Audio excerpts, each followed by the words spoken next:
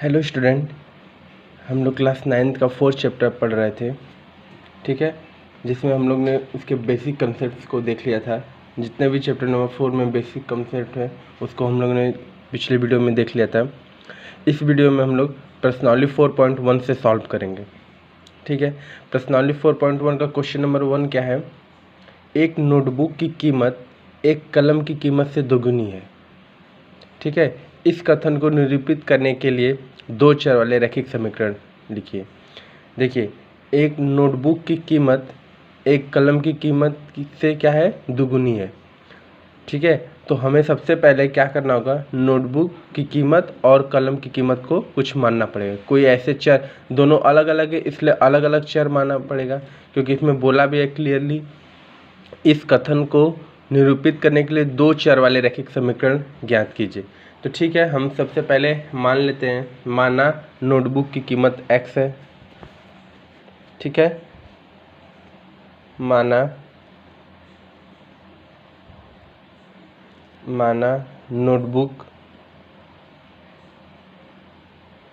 Notebook की कीमत x है, कीमत x रुपीज़ है। ठीक है, तथा कलम की कीमत y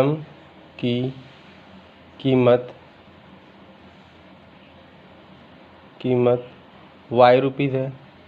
ठीक है, सबसे पहले हम लोगों ने माना नोटबुक की कीमत x रुपीज़ है और कलम की कीमत y रुपीज़ है।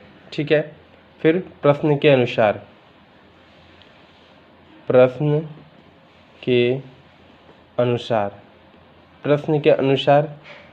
क्या कह रहा है कि नोटबुक की कीमत कलम की कीमत की दोगुनी है।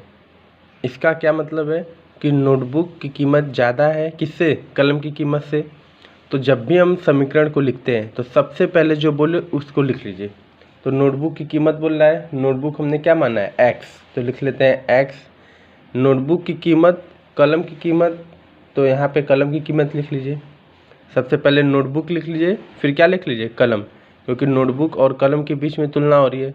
तो नोटबुक की कीमत कलम की कीमत लिख लीजिए। अब यहाँ पे लगा लीजिए इक्वल टू का साइन। ठीक है, बोल रहा है नोटबुक की कीमत मतलब इसकी कीमत दोगुनी है किससे? कलम की कीमत से। तो ये तो बड़ा है, बड़ी क्वांटिटी है। ठीक है, अब हम बड़े में अगर 2 से मल्टीप्लाई करें तो वो तो और बड़ा हो जाएगा। इसका मतलब कि जब भी हम इक्वल टू लगाते हैं दो संख्या या दो चर के बीच में, तो हम उस जगह टू का या किसी भी संख्या का उस जगह मल्टीप्लाई करते हैं, गुणा करते हैं जो संख्या छोटी है, तभी ना दोनों बराबर हो जाएगा। तो जैसे नोटबुक बड़ा है, ज़्यादा है, महंगा है, तो नोटबुक में आप 2 से मल्टीप्लाई करेंगे तो कलम से और ज़्यादा हो जाएगा। तो इसलिए हम किस में मल्टीप्लाई करेंगे? 2 का y में करेंगे। क्यों? क्योंकि y कलम कम है नोटबुक से। अब कलम में 2 से मल्टीप्लाई करने से कलम और नोटबुक दोनों क्या हो जाएंगे? बराबर हो जाएंगे। तो यहाँ पे क्या लिख देंगे? 2 की मल्टीप्लाई किस में कर देंगे? कलम में। तो x बराबर 2y मिल गया। ठीक है, अब 2y को इधर लाएंगे तो x minus 2y equal to 0। x minus 2y equal to 0, ये क्या हो गया? दो चर वाला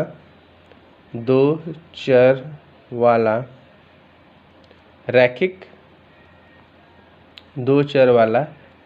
समीकरण। ठीक है, दो चर वाला रैखिक समीकरण। क्यों दो चर वाला? देखिए, इस चर की घात भी 1 है, इस चर की घात भी 1 है। इसको कहते हैं दो चर वाला रैखिक समीकरण। ठीक है, नेक्स्ट क्वेश्चन देखते हैं, क्वेश्चन नंबर 2। क्वेश्चन नंबर 2 क्या है? निम्नलिखित रैखिक समीकरणों को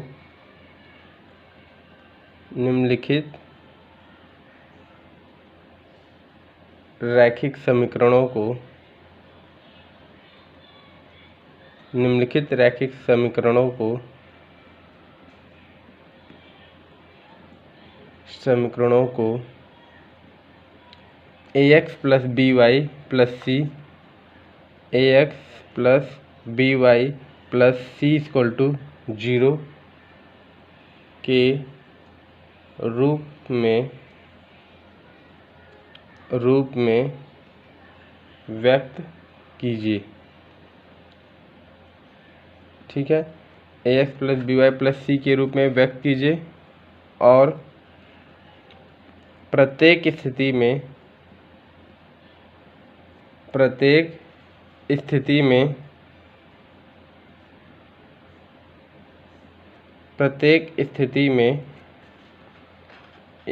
ए बी और सी के मान ज्ञात कीजिए। प्रत्येक स्थिति में ए बी और सी के मान ज्ञात कीजिए। सी के मान ज्ञात कीजिए। ठीक है, क्या करना है, निम्नलिखित रैखिक समीकरण दिए हैं जो ax plus B Y plus c के रूप में व्यक्त कीजिए, उसके बाद प्रत्येक स्थिति में इनका मान ज्ञात कीजिए। ठीक है, जिसमें फर्स्ट पार्ट है 2x plus 3y equal to 9.35। 355 पे क्या है, बार है। इसमें हमें किसकी वैल्यू निकालनी है, ए बी और सी की। ठीक है, पहले ये जो समीकरण है इसको हम ax plus B Y plus c के रूप में लिख लें। तो ax plus B Y plus c के रूप में लिखेंगे तो क्या हो जाएगा, 2x प्लस 3y। इसको इक्वल टू किधर ले जाएंगे तो माइनस का हो जाएगा, -9.35 पे क्या हो जाएगा, बार इक्वल टू 0। ठीक है, इसको इक्वेशन नंबर हम क्या मान लें, फर्स्ट। ठीक है, सबसे पहले हमने क्या किया, जो क्वेश्चन था उसको ax plus B Y plus c के रूप में व्यक्त किया। अब लिखेंगे समीकरण 1 की तुलना, ax plus B Y plus c बराबर 0 से करने पर, ax plus B Y plus C equal to 0 से करने पर। ठीक है, देखिए ax plus B Y plus C equal to 0 से तुलना करेंगे तो क्या आएगा, देखिए x यहाँ भी है, दोनों को हम लिख लेते हैं पहले। 2x प्लस 3y माइनस 9.35 पे बार इक्वल टू 0। ठीक है, और इसको भी लिख लेते हैं ax plus B Y plus C equal to क्या लिख लेते हैं, 0। देखिए x यहाँ भी है, x यहाँ भी है, तो यहाँ से तुलना करेंगे तो a की वैल्यू कितनी आ जाएगी, 2। ठीक है, y यहाँ भी है, y यहाँ भी है, जब यहाँ पे हम y की तुलना करेंगे तो b बराबर कितना हो जाएगा, 3। ठीक है, अब देखिए c यहाँ भी है, c यहाँ भी है, लेकिन c के आगे कौन सा साइन है, माइनस का, यहाँ c के आगे कौन सा है, प्लस का। तो प्लस की साइन तो लिखते नहीं है, लेकिन माइनस वाली लिखेंगे। तो c इक्वल टू क्या हो जाएगा, -9.35 पे क्या हो जाएगा, बार। इस तरीके से हम लोगों ने c की भी वैल्यू निकाल ली। ठीक है, नेक्स्ट देखते हैं, इसका सेकेंड पार्ट देखते हैं। ठीक है, सेकेंड पार्ट को देखते हैं। सेकेंड पार्ट क्या दिया है, सेकेंड पार्ट है x minus Y upon 5 minus 10 equal to 0। ठीक है, x minus Y upon 5 minus 10 equal to 0। सबसे पहले हम इसको ax plus B Y plus c के रूप में लिख लें। तो देखिए यहाँ पे इसके नीचे पहले यहाँ पे नोट कर लेते हैं, x minus Y upon 5 minus 10 equal to 0। ठीक है, इसके नीचे क्या है, 1, इसके भी नीचे क्या है, 1। तो यहाँ पे हम एलसीएम ले लेंगे 5। ठीक, 5 1 जा 5, 5x माइनस 5 1 जा 5, y माइनस 5 1 जा 5, 10 कितना रहेगा, 50 इक्वल टू 0। तो यहाँ से क्या आ जाएगा, 5x minus Y minus 15 equal to 0 into 5। तो यहाँ आ जाएगा 5x minus Y minus 15 equal to क्या आ जाएगा, 0। ये इक्वेशन नंबर क्या आ जाएगा, फर्स्ट। ठीक है, अब समीकरण 1 की तुलना, समीकरण 1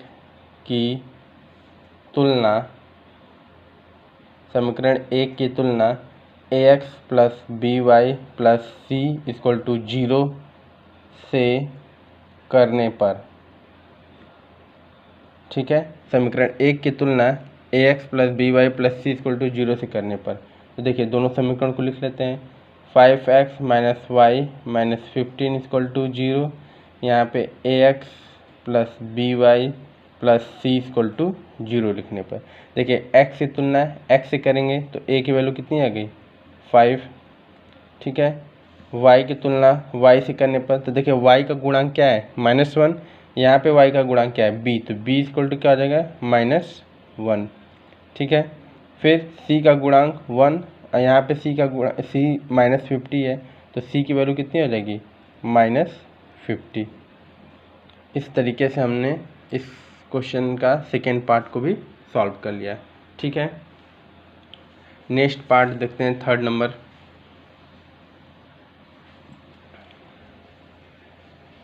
थर्ड नंबर को देखते हैं। थर्ड नंबर क्या है, थर्ड पार्ट है -2x plus 3y equal to 6, ठीक है। -2x plus 3y equal to 6, okay. तो सबसे पहले हम इसको ax plus B Y plus C equal to 0 के रूप में लिख लें, ठीक है। कोई भी समीकरण है उसे हम ax plus B Y plus C equal to 0 के रूप में लिखेंगे, उसके बाद उसकी तुलना कर देंगे, ठीक है। बहुत वेल डिफाइंड स्टेप है, सब में सेम ही काम करना है, ठीक है। सब में सेम काम करना है, एक ही तरीके से काम सारे क्वेश्चन में है।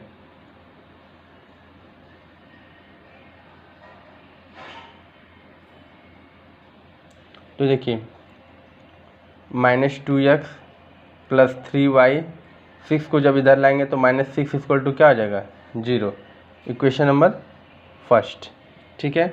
इक्वेशन नंबर क्या आ जाएगा फर्स्ट। अब लिखेंगे समीकरण 1 की तुलना, समीकरण 1 की तुलना ax plus B Y plus C equal to 0 से करने पर, ठीक है। समीकरण 1 की तुलना, समीकरण 1 की तुलना ax plus B Y plus C equal to 0 से करने पर, ठीक है। देखिए दोनों समीकरण को लिख लेते हैं। -2x plus 3y minus 6 equal to 0, यहाँ पे क्या हो जाएगा ax plus B Y plus C equal to 0। दोनों इक्वेशन को हमने नोट कर लिया, ठीक है। अब इनकी तुलना हम आपस में कर देते हैं, x की x के साथ, a का b के साथ, ठीक है, c का c के साथ। बस ध्यान यही रहे कि किसी भी नंबर के आगे अगर 0 लिखा है तो किसी भी नंबर के आगे अगर माइनस लिखा है तो उस वैल्यू को हम लेंगे। तो देखिए x की तुलना x से करेंगे तो a बराबर क्या आ जाएगा -2, ठीक है।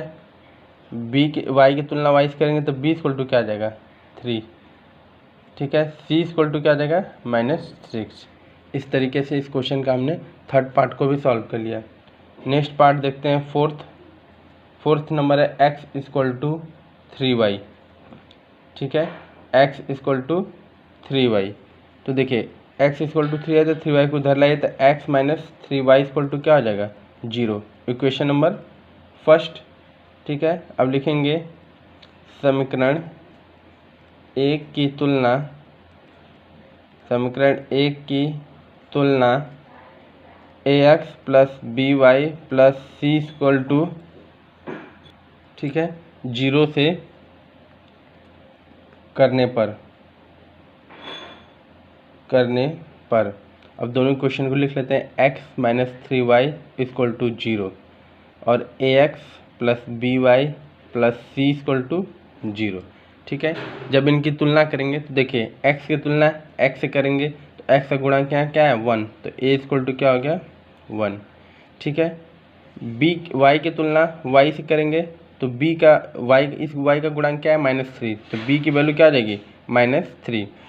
c इक्वल टू, यहाँ c कुछ नहीं है, इसका मतलब क्या होता है 0, तो c इक्वल टू क्या आ जाएगा 0।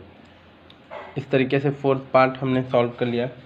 नेक्स्ट पार्ट देखते हैं, फिफ्थ नंबर क्या है 2x equal to -5y, 2x equal to -5y, ठीक है। तो देखिए 2x -5y को इधर लाएंगे इक्वल टू कहते प्लस हो जाएगा, +5y इक्वल टू क्या हो गया 0। Equation number first. फिर से ax + by + c के रूप में हो गया, तो लिखेंगे समीकरण एक की तुलना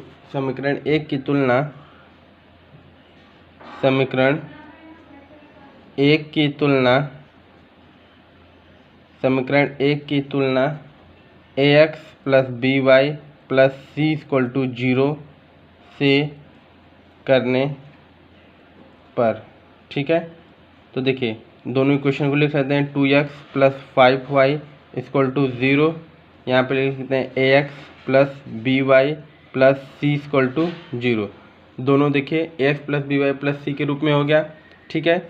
x की तुलना x से करेंगे तो a की वैल्यू कितनी आ गई 2, ठीक है। y की तुलना y से करेंगे तो b = कितना आ गया 5। फिर से यहाँ c नहीं है तो c = क्या आ जाएगा, कुछ नहीं है तो क्या मानते हैं 0, तो c = क्या आ जाएगा 0। नेक्स्ट पार्ट देखते हैं, 6 नंबर देखते हैं next part.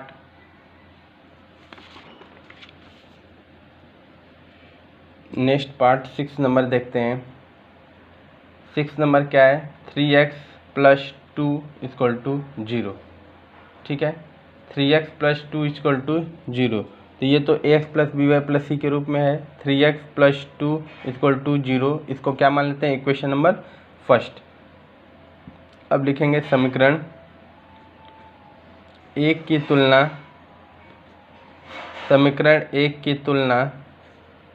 ax + by + c = 0 से करने पर, ठीक है।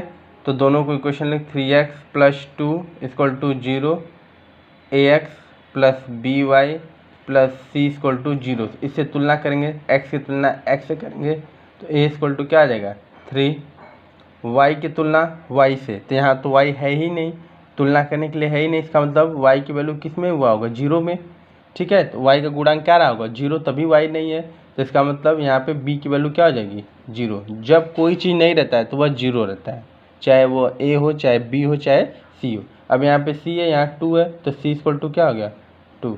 इस तरीके से a b c का मान हमने निकाल लिया। नेक्स्ट पार्ट देखते हैं 7 नंबर, y - 2 = 0 है, ठीक है। y - 2 = 0, तो इसको क्या मान लेते हैं y - 2 = 0 को क्वेश्चन नंबर फर्स्ट मान लेते हैं, ठीक है। फिर लिखेंगे समीकरण 1 की तुलना, ठीक है। समीकरण 1 की तुलना ax + by + c = 0 से करने पर, ठीक है। देखिए y - 2 = क्या लिखा है 0। अब लिख लेते हैं ax + by + c = 0। अब देखिए यहाँ x है, यहाँ x है ही नहीं, इसका मतलब x का गुणा किस में हुआ रहेगा 0 में। अगर कोई चीज़ नहीं रहता तो उसकी वैल्यू क्या हो जाती है 0, तो यहाँ से a की वैल्यू क्या आ गई 0, ठीक है। देखिए y यहाँ है, y यहाँ है, तो y की तुलना y का गुणांक क्या है 1 है, कुछ नहीं होता क्या मानते हैं 1 ही रहता है, तो b की वैल्यू कितनी हो जाएगी 1 हो जाएगी, ठीक है। c = यहाँ -2 है तो c = क्या हो जाएगा -2। अगर माइनस प्लस रहे तो साइन माइनस वाली में देख के लिखना है, ठीक है। और कोई चीज़ अगर नहीं है तो उसकी वैल्यू क्या होती है 0। इस बस 2-3 चीज़ को माइंड में रखेंगे तो ये क्वेश्चन सॉल्व हो जाएंगे, ठीक है। अब देखिए नेक्स्ट क्या है 5 = 2x, ठीक है। 5 = 2x, तो यहाँ पे इसकी तुलना करेंगे, चाहे 5 को इधर ले जाए चाहे 2x को ले जाए उससे कोई प्रॉब्लम नहीं है। तो 2x को इधर ले जाए 5 को इधर ले जाए, तो 5 जब इधर आ जाएगा इक्वल टू के, तो माइनस का हो जाएगा और यहाँ पे क्या बचेगा 0, ठीक है। तो इसको आप ठीक से लिख लीजिए 2x - 5 = 0। ये क्वेश्चन नंबर क्या हो गया फर्स्ट। आप ऐसे नहीं भी लिखें तो कोई प्रॉब्लम नहीं है, ऐसे भी ठीक है, ऐसे ये भी सही है और ये भी सही है, दोनों तरीका सही है, ठीक है। अब उस समीकरण इक्वेशन को लिखते हैं, समीकरण 1 की तुलना ax plus by plus c equal to 0 से करने पर, ठीक है, ax plus by plus c equal to 0 से करने पर। तो देखिए दोनों इक्वेशन को लिख लेते हैं, 2x माइनस 5, ठीक है, 2x minus 5 equal to 0, ax plus by plus c equal to 0। देखिए x की तुलना x से करेंगे तो a की वैल्यू क्या आ जाएगी 2, ठीक है। यहाँ y की तुलना y से करेंगे तो यहाँ तो y है ही नहीं, अगर है नहीं तो इसका मतलब उसका गुणांक क्या रहा होगा 0 रहा होगा, तो यहाँ से b की वैल्यू क्या आ जाएगी 0, ठीक है, और c की वैल्यू क्या हो जाएगी -5। ओके, इस तरीके से हम लोगों ने 4.1 प्रश्नावली को सॉल्व कर लिया। इसमें क्या चीज़ ध्यान रखना है, जो वैल्यू अगर नहीं दी हुई है, चाहे x नहीं दिया हुआ है चाहे y नहीं दिया हुआ है, ठीक है, चाहे कांस्टेंट c भी ना दिया हो, जो भी वैल्यू ना दिया हो उसको हम क्या मान लेंगे 0, ठीक है, बाकी जो वैल्यू दी उसकी तुलना करके नोट कर लेंगे। इस तरीके से हम लोग प्रश्नावली के एक एक क्वेश्चन 4.1 के एक एक क्वेश्चन को सॉल्व कर लिया। नेक्स्ट वीडियो में हम लोग प्रश्नावली 4.2 को सॉल्व करेंगे, ठीक है। नेक्स्ट वीडियो में हम लोग क्लास 9 के प्रश्नावली 4.2 को सॉल्व करेंगे। इसको आप अच्छे से नोट कर लीजिएगा। Thank you so much.